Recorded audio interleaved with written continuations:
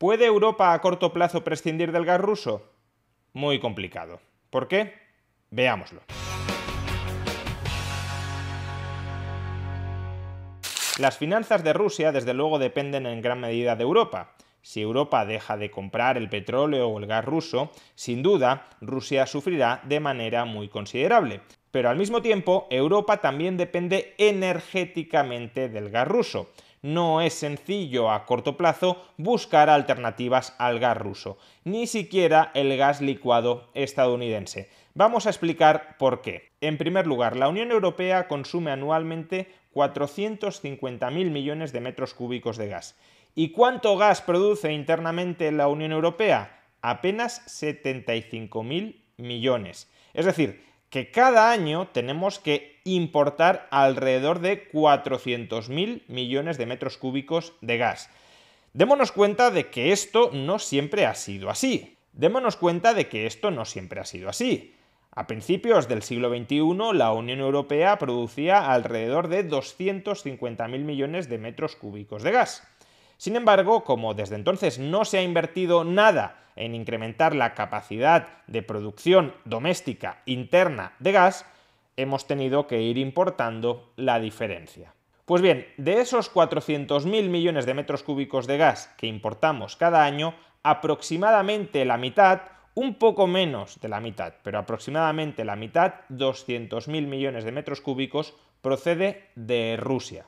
¿Podemos reemplazar esas importaciones de gas ruso por volumen de 175.000, 200.000 millones de metros cúbicos de gas por otras fuentes?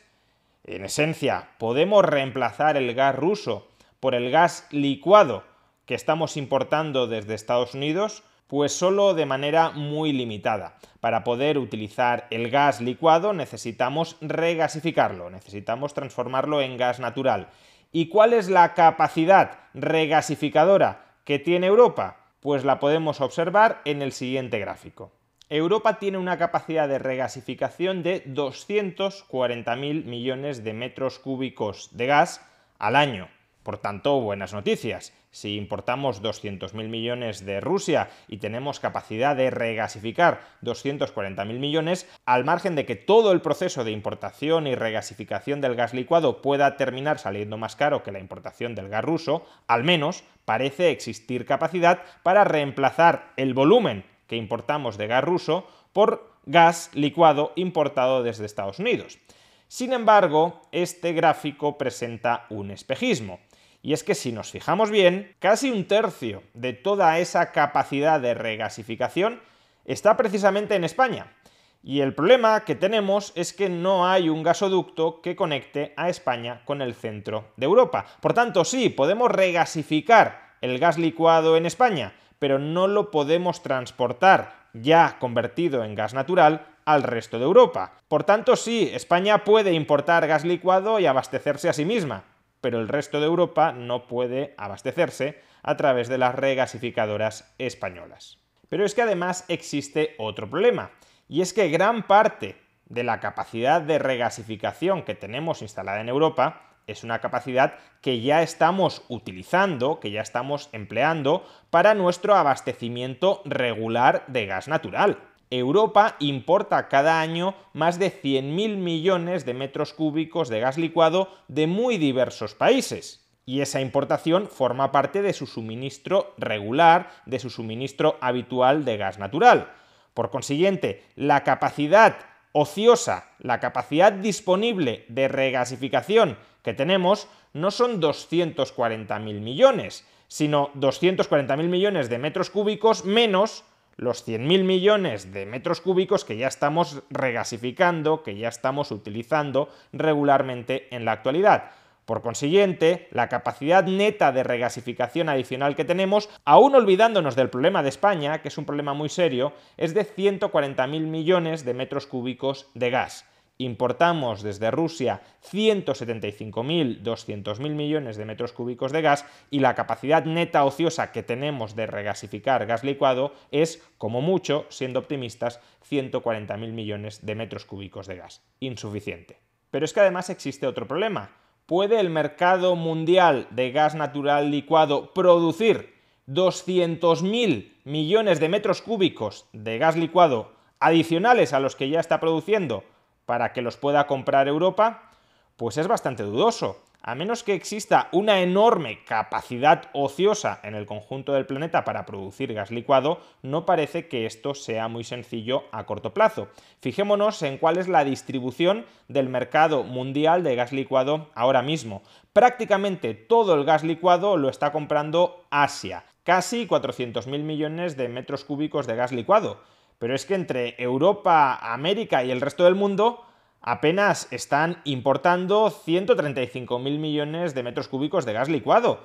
Por consiguiente, ya digo, a menos que haya una inmensa capacidad ociosa en este mercado, no parece que se puedan producir de golpe 200.000 millones de metros cúbicos de gas licuado, con lo cual Europa tendría que sobrepujar por ese gas licuado para que en lugar de que vaya a parar a Asia, vaya a parar a Europa. Pero es que el volumen que necesitamos es tan grande que equivaldría a que China y Japón dejaran de importar totalmente gas licuado para que se lo pudiera quedar Europa. Nuevamente, improbable.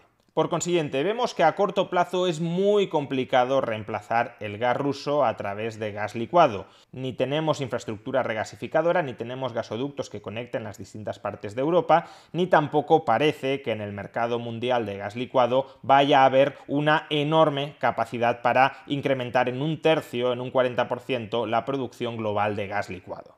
Ahora bien, y para que no todos sean malas noticias, hay dos factores adicionales que hay que tener en cuenta y que contribuirían a facilitar la sustitución del gas ruso por parte de Europa. El primer factor es la distribución en la demanda de gas. Un tercio de todo el gas que consumimos en Europa va a parar a las familias, que lo consumen sobre todo durante los meses de invierno. Otro tercio va a parar a la industria. Y el último tercio va a parar al sistema eléctrico para generar electricidad a través de gas. Si somos capaces de reemplazar a corto plazo el consumo de gas que efectúa el sistema eléctrico, un tercio del total, por otras vías, por ejemplo, a través del carbón, entonces nuestra demanda de gas y también, por tanto, de gas ruso será bastante menor. Estamos hablando, repito, de que un tercio de todo el gas que consumimos, alrededor de 60.000 millones de metros cúbicos anuales, va a parar al sistema eléctrico. El gas que consumen las familias y la industria es bastante más difícil de sustituir. Sin embargo, aquí encontramos la segunda buena noticia. La mayor parte del consumo de gas por parte de las familias se concentra en los meses de invierno. Si ya estamos superando el invierno y por tanto si nos vamos a adentrar a meses más calurosos, el consumo de gas, ese tercio de consumo de gas de las familias, ya lo habremos consumido durante el presente año. Por tanto, solo nos quedaría el tercio de gas que consume la industria y ese sí lo podríamos reemplazar, por ejemplo, a través de las importaciones de gas licuado. Es decir, que Europa y el mundo tendrían todavía unos 9 meses para prepararse, para readaptarse al próximo invierno, que es cuando se podrían producir los mayores desabastecimientos de gas, si es que las tensiones entre la Unión Europea y Rusia permanecen para entonces. Por tanto, tenemos cierto tiempo para readaptarnos, aunque todas las infraestructuras que necesitamos para ello previsiblemente van a tardar más de 9 meses en ser construidas. En definitiva, no es nada sencillo reemplazar el gas ruso por gas licuado porque ni tenemos infraestructura nosotros para consumirlo, ni el resto del mundo tiene infraestructura para producirlo.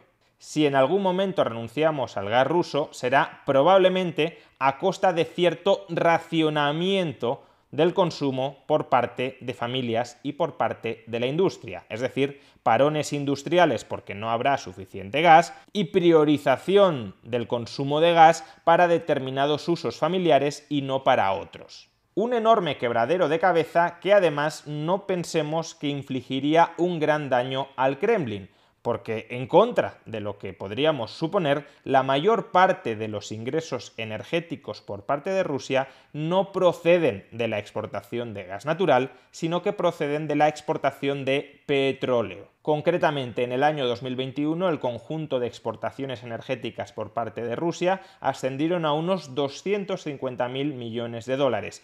De esos 250.000 millones de dólares, apenas 50.000 millones eran exportaciones de gas.